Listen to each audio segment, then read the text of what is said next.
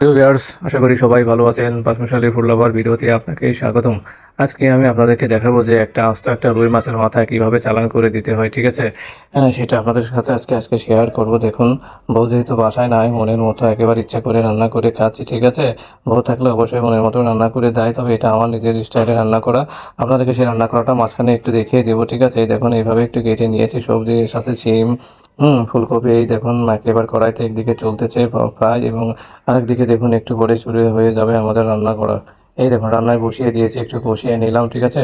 কষিয়ে দেওয়ার পরে মাছগুলো সরিয়ে দিয়েছি। দেখতেও কিন্তু সেই রকম লাগছে না, জানি খেতেও কিন্তু অনেক সুন্দর লাগবে। এই দেখুন একেবারে আস্তে একটা মাথা নিয়ে নিয়েছে, একটু পরে সবগুলো চালান করে দিব। আপনারা অবশ্যই দেখতে থাকুন। এই দেখেন আমার ভাত কিন্তু এক হলে কিন্তু মারা শেষ, এবং মাথাটা আছে না, ও সেই রকম মজা। আপনাদের মাথা খেতে কেমন লাগে সেটা, হ্যাঁ, মাথা কেমন লাগে সবাই অবশ্যই আমাকে কমেন্ট করে জানাবেন, ঠিক আছে? আমি দেখবো কে কে এমন মাছের মাথা খেতে ভালোবাসেন। আমার মতো মাছের মাথা প্রিয়। এই দেখুন আস্তে আস্তে খেয়ে ফেললাম, সব কিছু এক নিমেষে সাবাড় করে দিচ্ছি। হ্যাঁ, খুব খাচ্ছি, আরামও পাচ্ছে। এই দেখুন এখন মাছের মাথাটা আস্তে কীভাবে খাবো, আমার সাথেই থাকুন এবং দেখতে থাকুন কীভাবে মাছের মাথা খেতে হয়।